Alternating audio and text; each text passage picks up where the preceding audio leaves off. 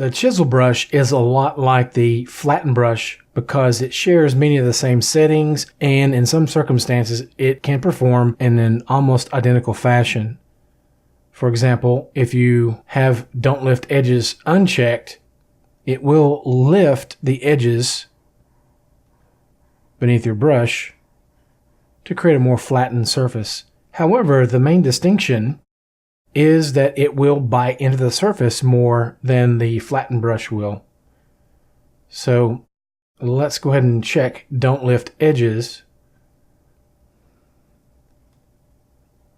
And as I brush, you can see it's not nearly as aggressive, and we don't have the normal sampling option here that we did with the flattened brush.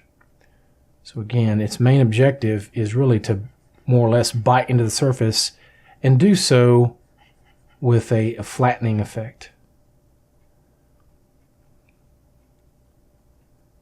With one of these first few draw modes, it is pressure sensitive, so if you really push down hard, it'll dig quite aggressively. But under normal pressure, it's very light.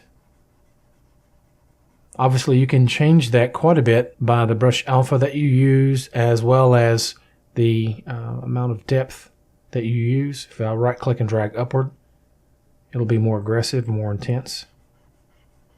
And we can also adjust our flatten curve. Let's go to the default. The effect is intended to be a lot less intense than the flatten brush. So let me stick with the default. So with light pressure, it's more or less a good scraping brush. And again, if you need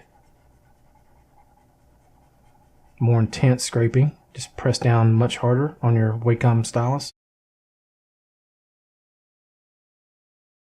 You can use build-up like we did with the flattened brush, where it's just going to continue to dig further and further as you brush. You can make your brush softer by adjusting plane softness.